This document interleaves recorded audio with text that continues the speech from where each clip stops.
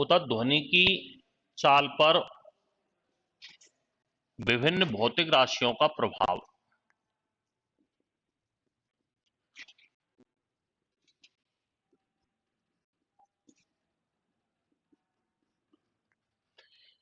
सबसे पहला बताया था दाब का प्रभाव। दाब का कोई भी प्रभाव नहीं पड़ता है, याद रखना, चाहे दाब दुगना करें चौगुना करें, दाब का कोई प्रभाव नहीं पड़ता है। ताप के प्रभाव की हम बात करें, टेम्परेचर का, तो टेम्परेचर का प्रभाव पड़ता है, यानी तापमान बढ़ने पर ध्वनि की चाल बढ़ जाती है। 1 डिग्री सेल्सियस तापमान बढ़ने पर ध्वनि की चाल कितनी बढ़ जाती है? 0.61 मीटर बटा सेकंड। तीसरा, आर्द्रता का प्रभाव पड़ता है, ह्यूमिडिटी का। वातावरण में आर्द्रता कम होने पर ध्वनि की स्पीड बढ़ जाती है, आर्द्रता बढ़ने पर स्पीड बढ़ जाती है और कम होने पर कम हो जाती है। इसीलिए रेलगाड़ी का हॉर्न बारिश के दिनों में लंबी दूरी तक सुनाई देता है। और चौथा है ध्वनि स्रोत की वायु की दिशा का प्रभाव। वायु की दिशा का प्रभाव, और वायु की दिशा का प्रभाव क्या है कि यदि ध्वनि स्रोत और वायु दोनों की सेम डायरेक्शन है तो ज्यादा होगा, और कम है तो फिर कम हो जाएगा। तो पहला लिखना दाब का प्रभाव। दाब का प्रभाव,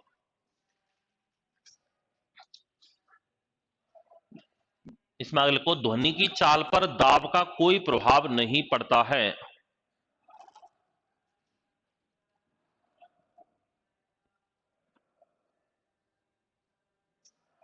ध्वनि की चाल पर दाब का कोई प्रभाव नहीं पड़ता है।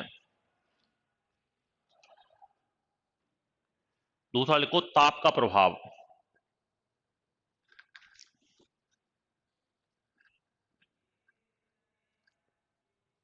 ताप का प्रभाव लिखना,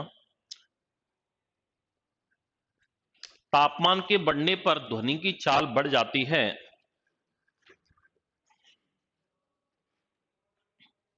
तापमान के बढ़ने पर ध्वनि की चाल बढ़ जाती है।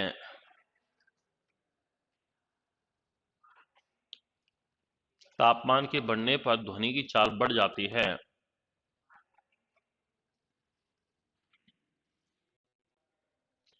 नीचे लिखो 1 डिग्री सेल्सियस तापमान बढ़ने पर,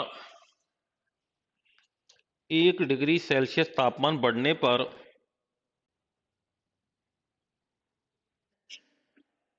ध्वनि की चाल लगभग,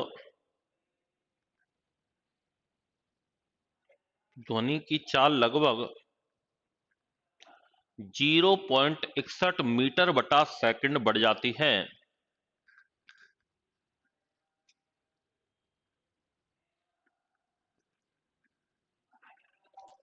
0.61 मीटर बटा सेकंड बढ़ जाती है।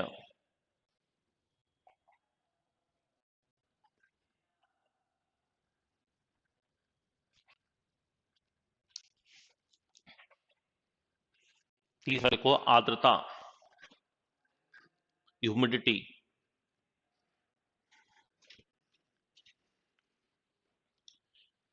को वातावरण में आर्द्रता का मान बढ़ने पर, वातावरण में आर्द्रता का मान बढ़ने पर ध्वनि की चाल बढ़ जाती है।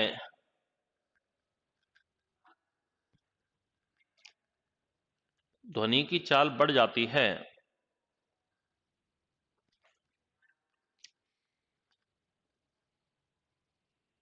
ध्वनि की चाल बढ़ जाती है। तथा आर्द्रता कम होने पर,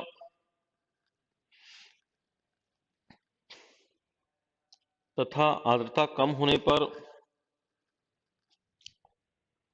ध्वनि की चाल,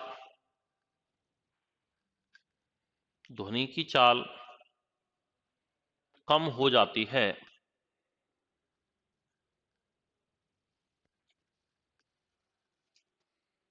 कम हो जाती है।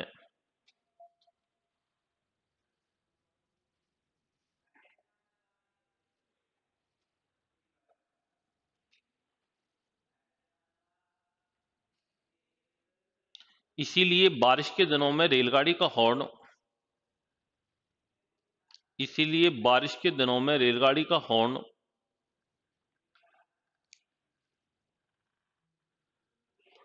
शुष्क दिनों की अपेक्षा, शुष्क दिनों की अपेक्षा लंबी दूरी तक सुनाई देता है।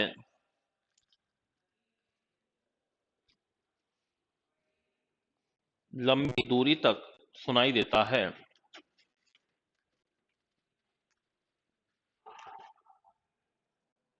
चौथा लिखो, वायु की दिशा का प्रभाव।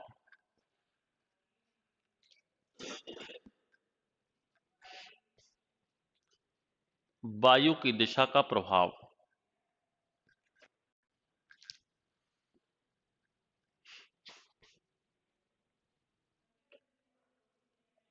देखो, यदि ध्वनि स्रोत एवं वायु की दिशा समान है,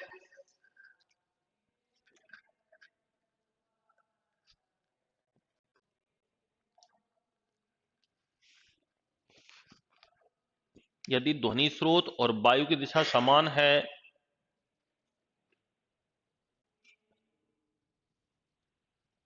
ध्वनि स्रोत एवं वायु की दिशा समान है, ध्वनि की चाल बढ़ जाती है। ध्वनि की चाल बढ़ जाती है।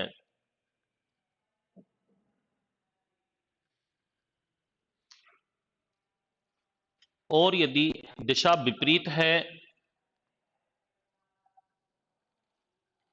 और यदि दिशा विपरीत है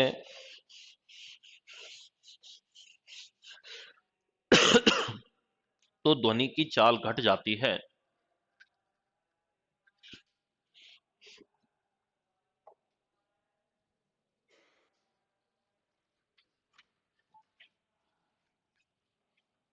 तो ये आपका फिजिक्स का चैप्टर साउंड भी हो गया।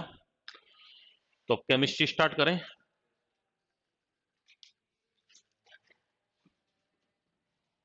तो फिजिक्स में अपन साउंड पढ़ चुके हैं, इलेक्ट्रिसिटी हो गई, लाइट हो गया, इसके अलावा मोशन हो गया, फोर्स हो गया, और वर्क, पावर, एनर्जी हो गए हैं। ठीक है, अब लिखो रसायन विज्ञान केमिस्ट्री।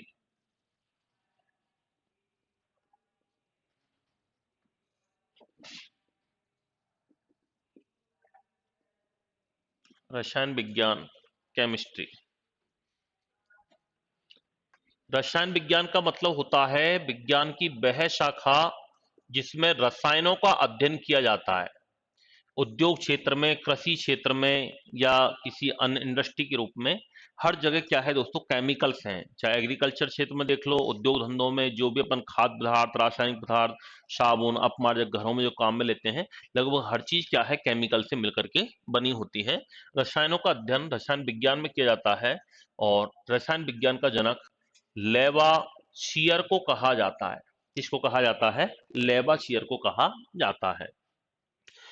इस रसायन विज्ञान में सबसे पहले हम बात करते हैं दोस्तों, इसमें एक टॉपिक हम लिखते हैं, तत्व, यौगिक तथा मिश्रण। इसमें धातु, अधातु, धातु सब तत्वों के अंदर ही आते हैं, एलिमेंट के अंदर ही आते हैं, और मेनली हमारा कॉम्पिटिटिव एग्जाम्स का मेन टॉपिक है ये। ठीक है, अपने आप में ये बहुत बड़ा भी है और छोटा भी है, यानी मतलब ये मान लो कि 50-60% जनरल साइंस की केमिस्ट्री ये कवर करता है। तो जितने भी मेटल्स हैं, नॉन मेटल्स हैं, सब मेटल्स हैं, फिर उनके कंपाउंड्स वगैरह हैं, सब कुछ किसमें आ गया, एक तरीके से इस टॉपिक के अंदर आ गया। चाहे वो सोप है, डिटर्जेंट है, रेशे वगैरह, फाइबर हैं, ठीक है, इसके अलावा हीरा, ग्रेफाइट, फुलरीन, कोयला, कार्बन के रूप जितने भी हैं, एलोट्रॉप्स वगैरह हैं, इसके अलावा और भी सोडियम हाइड्रोक्साइड, पोटेशियम हाइड्रोक्साइड, जो यौगिक वगैरह हैं, कंपाउंड, एसिड्स, वो सब कुछ लगभग इसी में कवर आता है। तत्व यौगिक मिश्रण, सबसे पहले हम बात करते हैं कि एक ऋषि थे जिनका नाम था महर्षि कणाद ऋषि। महर्षि कणाद ऋषि ने क्या बताया था कि इस संपूर्ण जीवों का निर्माण या पूरी दुनिया का निर्माण एक छोटे से अणु से हुआ है, या परमाणु से हुआ, यानी एक वह छोटे छोटे कण से हुआ है जिसे और विभाजित नहीं किया जा सकता है। परमाणु जो होता है ये स्वतंत्र अवस्था में नहीं पाया जाता है। इन्होंने बताया पूरे ब्रह्मांड का निर्माण किससे मिलकर हुआ है? परमाणु से। और परमाणु क्या होता है? यदि किसी पदार्थ को हम छोटे छोटे भागों में विभाजित करते जाएं तो अंत में एक ऐसी सीमा प्राप्त होती है कि प्राप्त कण को और डिवाइड नहीं किया जा सकता है। इस कणाद को कणाद ने क्या नाम दिया था? परमाणु नाम दिया था। वैज्ञानिक रूप से इसकी जो खोज की थी वो जॉन डॉल्टन ने की थी। किसने की थी? जॉन डॉल्टन ने।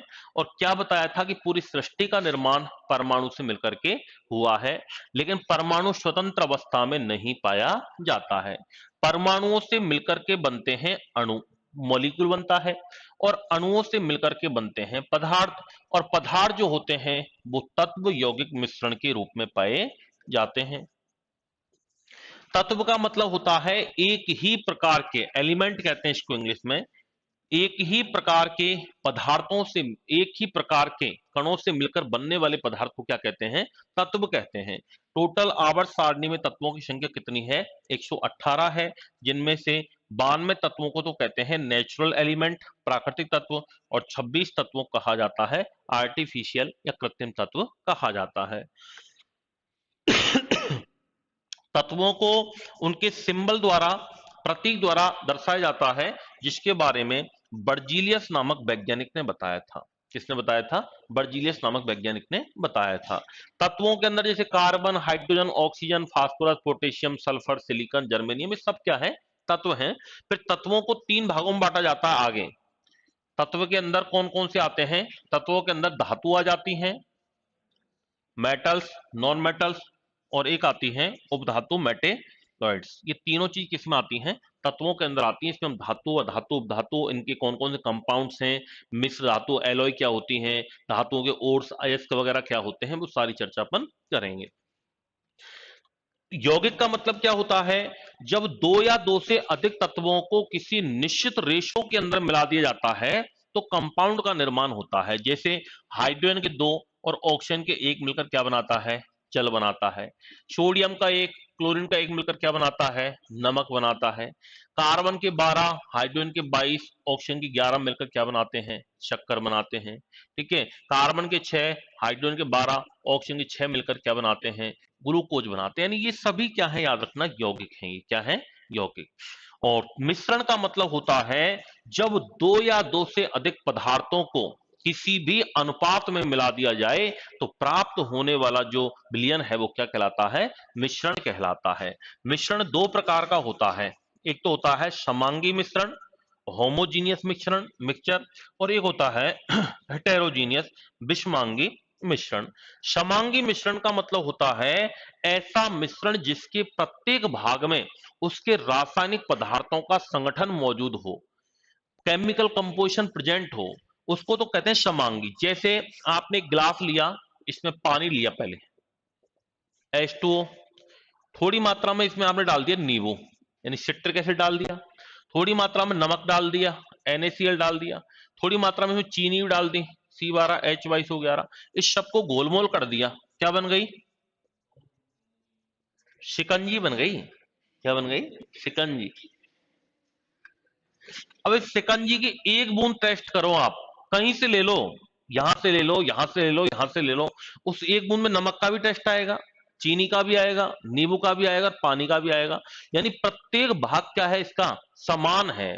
प्रत्येक पार्ट में केमिकल कंपोजिशन इसका प्रेजेंट है, पूरा कंप्लीट, इसलिए इसको क्या कहेंगे? समांगी। और विषमांगी का मतलब होता है हेटेरोजीनियस, हेटेरो यानी अलग अलग, प्रत्येक पार्ट में उसके रासायनिक पदार्थों का संगठन मौजूद नहीं होता है, तो उसको क्या कहते हैं? विषमांगी मिश्रण कहते हैं। जैसे विषमांगी लिए, जैसे आपने पानी लिया, पानी में थोड़ी मात्रा में ऑयल डाल दो, घोलो, घुलेगा क्या ऑयल पानी में? नहीं घुलता है, क्योंकि ये हाइड्रोफोबिक होता है। ठीक है। यानी पानी के ऊपर ही तेल तैरता रहेगा, तो वहां से तेल आएगा और नीचे से पानी आएगा।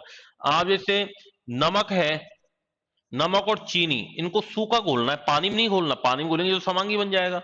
सूखा घोल दो और एक छोटे छोटा कण निकालो, हो सकता है वो नमक का आ जाए, पर हो सकता है वो चीनी का आ जाए। यानी कोई भी मिश्रण है उसका यदि प्रत्येक भाग समान नहीं है तो उसको क्या कहते हैं? विषमांगी मिश्रण कहते हैं।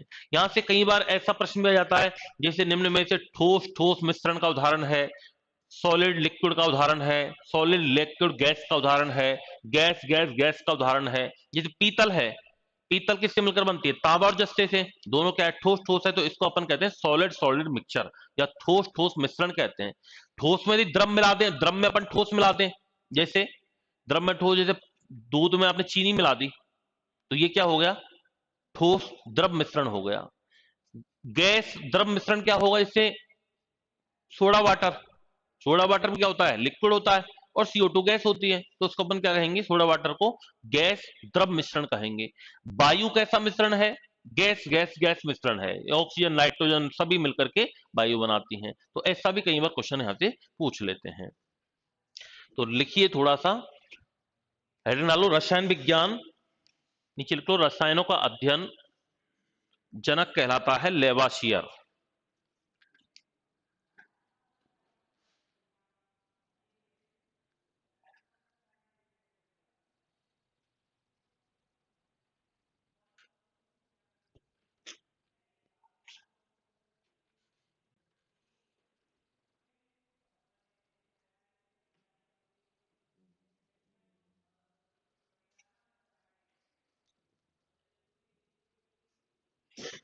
अब हेडिंग डालो तत्व यौगिक मिश्रण।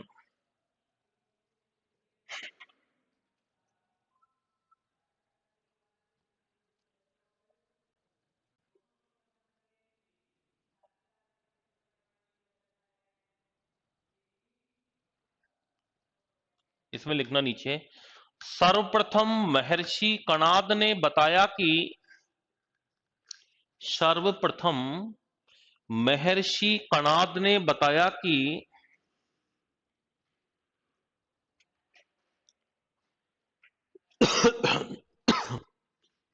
यदि किसी पदार्थ को छोटे छोटे भागों में,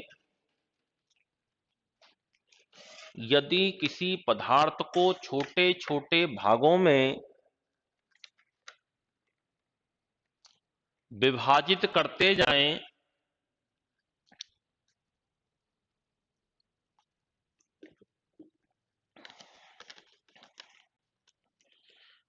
तो अंत में एक ऐसी सीमा प्राप्त होती है,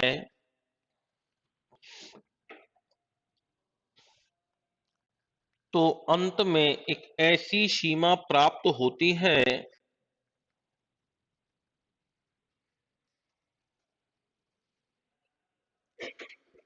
कि प्राप्त कण को और विभाजित नहीं किया जा सकता है।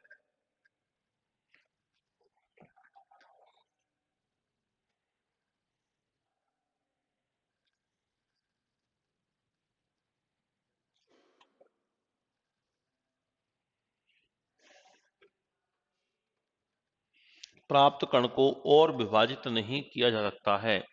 इस प्राप्त कण को कणाद ने परमाणु कहा।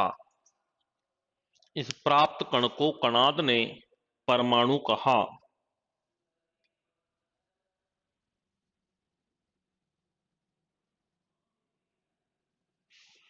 इस प्राप्त कण को कणाद ने परमाणु कहा। एटम।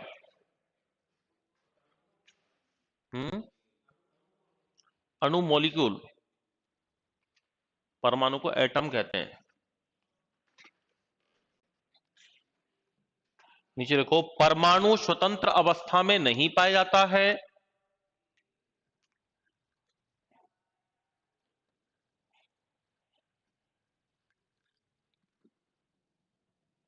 परमाणु स्वतंत्र अवस्था में नहीं पाया जाता है।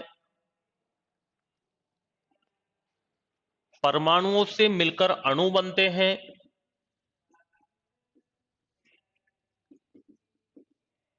परमाणुओं से मिलकर अणु बनते हैं।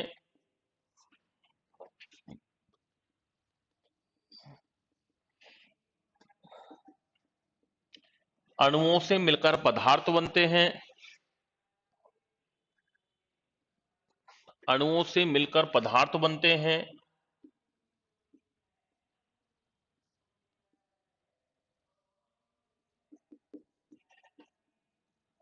जो कि तत्व यौगिक मिश्रण के रूप में पाए जाते हैं। जो कि तत्व यौगिक मिश्रण के रूप में पाए जाते हैं।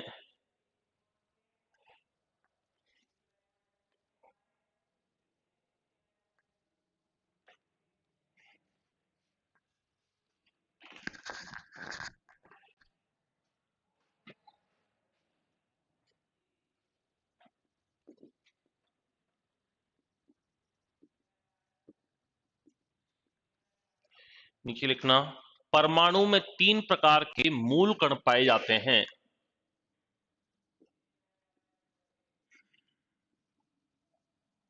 परमाणु में 3 प्रकार के मूल कण पाए जाते हैं।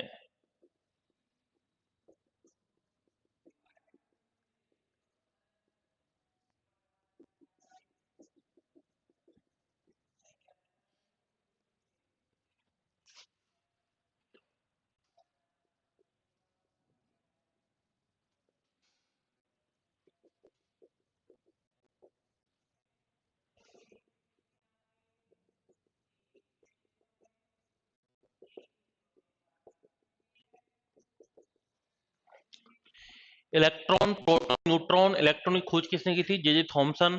Proton discovered by Goldstein and neutron discovered by James Chadwick. आवेश चार्ज की बात करें तो इलेक्ट्रॉन जो होता है वो नेगेटिव चार्ज होता है, प्रोटॉन जो होता है पॉजिटिव चार्ज होता है, न्यूट्रॉन कैसा होता है? उदासीन न्यूट्रल होता है। आवेश की वैल्यू की बात करें तो 1.67 इंटू 10⁻⁻19 कूलाम, और प्रोटॉन पर भी कितना होता है? 1.67 इंटू 10⁻⁻19 कूलाम। न्यूट्रॉन पर कितना होता है? 0। और मास की बात करें, द्रव्यमान, तो इलेक्ट्रॉन का होता है 9.1 इंटू 10⁻31 किलोग्राम। प्रोटॉन की बात करें तो 1.672 इंटू 10⁻27 किलोग्राम, और न्यूट्रॉन की बात करें तो 1.674 इंटू 10⁻27 किलोग्राम। इन तीनों में सबसे भारी कौन सा है? सबसे भारी कौन सा इन तीनों में से? हम्म,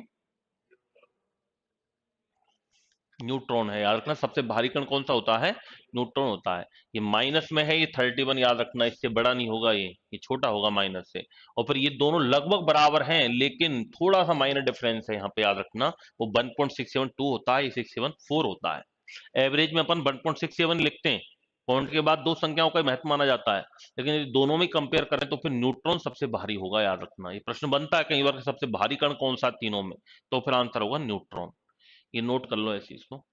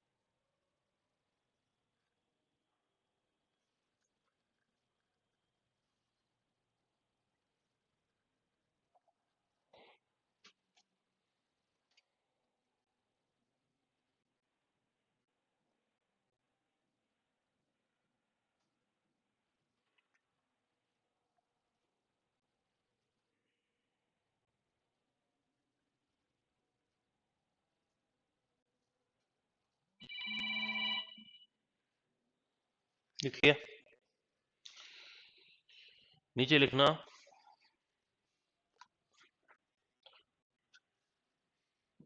तत्व, हेडिंग डालो तत्व, एलिमेंट,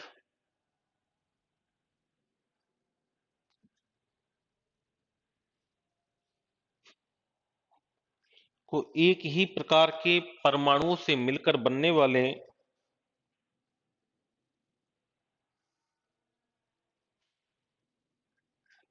एक ही प्रकार के परमाणुओं से मिलकर बनने वाले पदार्थों को तत्व कहते हैं।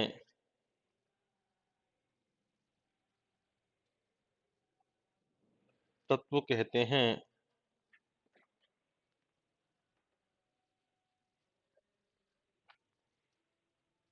जैसे carbon, hydrogen, oxygen, carbon, hydrogen, oxygen, nitrogen, phosphorus आदि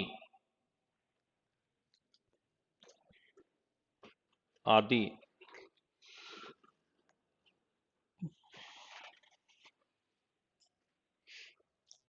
नीचे लिखो आवर्त सारणी में तत्वों की संख्या, पीरियोडिक टेबल, आवर्त सारणी में तत्वों की संख्या 118 है।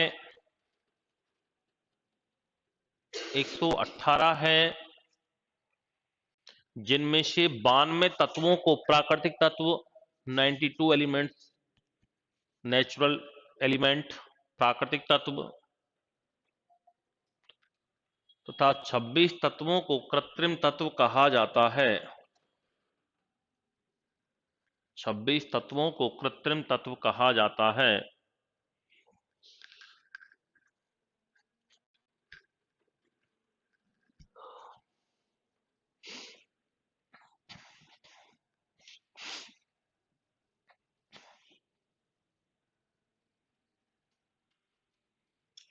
नीचे लिखो तत्वों को प्रतीक द्वारा दर्शाया जाता है।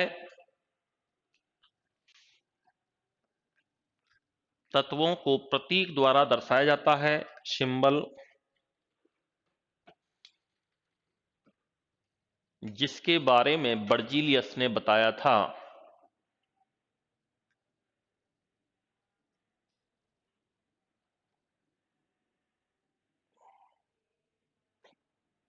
जिसके बारे में बर्जीलियस ने बताया था।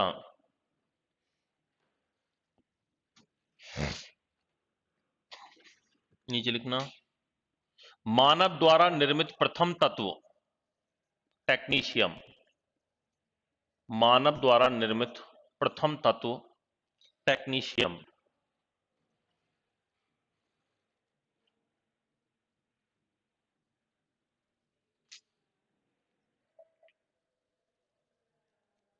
नीचे लिखो तत्व 3 प्रकार के होते हैं।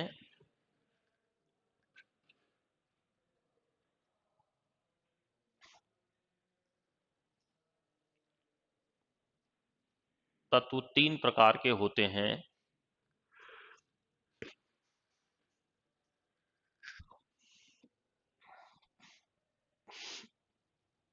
पहला धातु, अधातु तथा उपधातु, metals, non metals and metalloid. धातु, अधातु तथा उपधातु।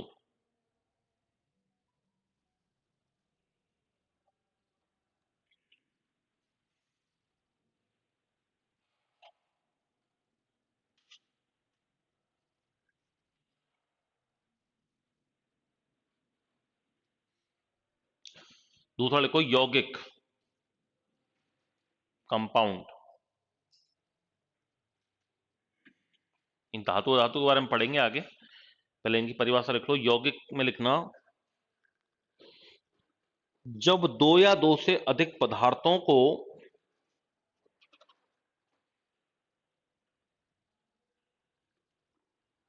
जब दो या दो से अधिक पदार्थों को कोई निश्चित अनुपात में मिला दिया जाता है, कोई निश्चित अनुपात में मिला दिया जाता है,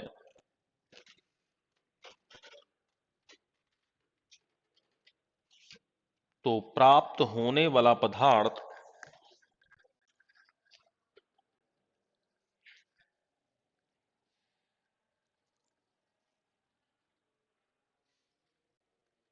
तो प्राप्त होने वाला पदार्थ यौगिक कहलाता है,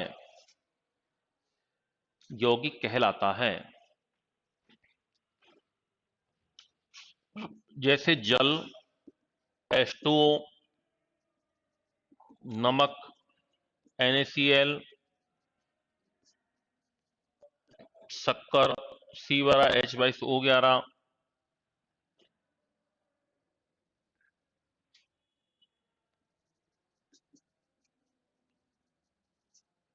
क्लोरोफार्म CaCl3,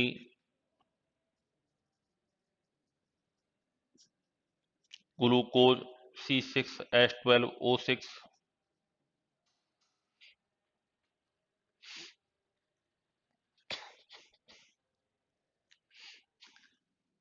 ग्लूकोज C6H12O6 आदि आदि। तीसरा लिखो मिश्रण, मिक्सचर्स।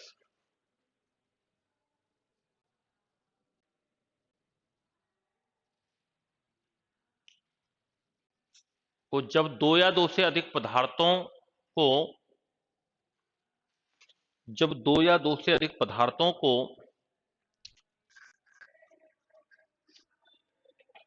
किसी भी अनुपात में मिला दिया जाए,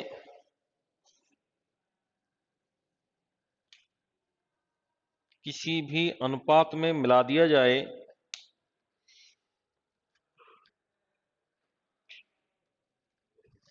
तो प्राप्त होने वाला पदार्थ मिश्रण कहलाता है।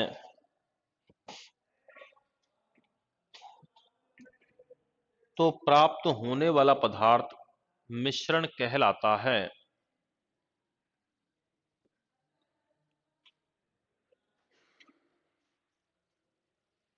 तो प्राप्त होने वाला पदार्थ मिश्रण कहलाता है।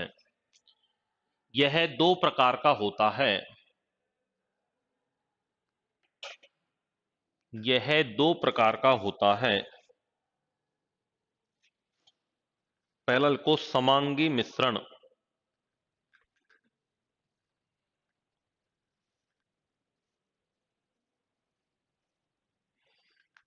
समांगी मिश्रण लिखना, ऐसा मिश्रण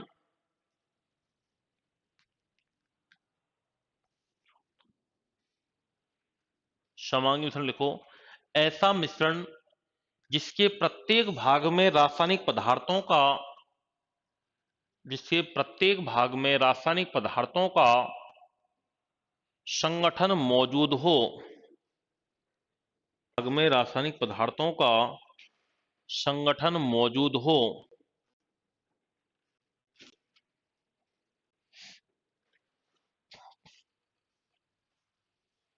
संगठन मौजूद हो।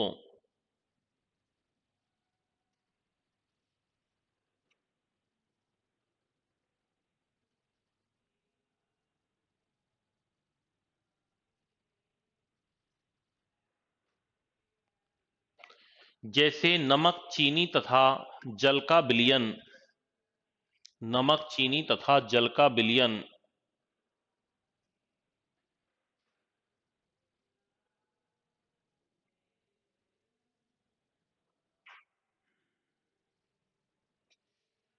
दूसरा लिखो विषमांगी मिश्रण।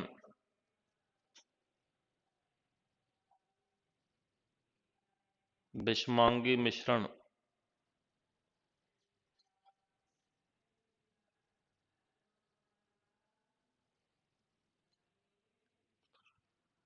ऐसा मिश्रण जिसके प्रत्येक भाग में ऐसा मिश्रण जिसके प्रत्येक भाग में रासायनिक पदार्थों का संगठन मौजूद नहीं हो।